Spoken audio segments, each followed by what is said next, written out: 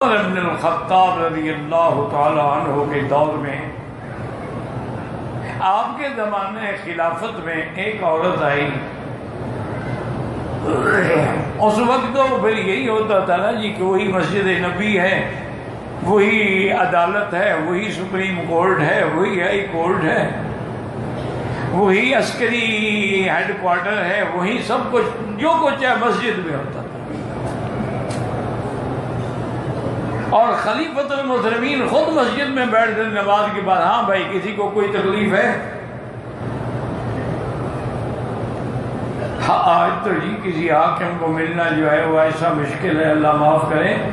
کیٹو پہاڑ پہ چڑھنا آسان ہے، کسی افسر کو ملنا مشکل ہے. سوال ہی پیدا نہیں ہوتا.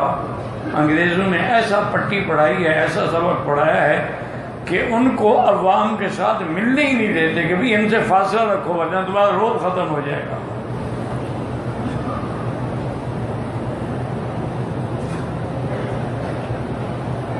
اب جناب یہ ہے کہ ایک عورت آئی، اس نے کہا امیر المومنین ان زوجی یقوم اللیل و یصوم النہار، میرا خاوند جو ہے وہ دن میں روزے رکھتا ہے، رات کو تہجد پڑھتا ہے. میں نعم الرجل، وہ تو بڑا اچھا آدمی ہے. وہ بیچاری ہٹ گئی شرم سے.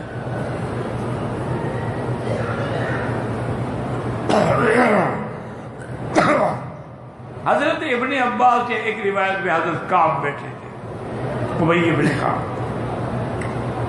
انہوں نے فرمایا امیر المومنین وہ بیچاری خاوند کی شکایت کرنے آئی تھی، تم نے اس کی فریاد ہی نہیں سنی.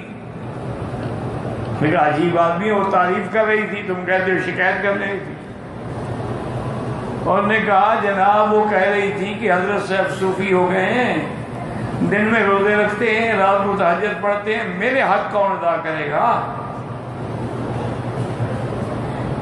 کہنے لگے اچھا یہ بات تھی، میں سمجھا نہیں. ان کو بلا کے فیصلہ بھی تم خود کرو. انہوں نے اس کے خاوند کو بلایا اور پوچھا کہ بھائی یہ تمہاری بیوی ہے، اس نے یہ شکایت کی ہے، ٹھیک ہے؟ اس نے کہا حضرت شکایت نہیں ہے، تھوڑی سی زندگی کے دن رہ گئے ہیں، میں کہتا ہوں جتنا ہو سکے اللہ کے عبادت میں گزاروں.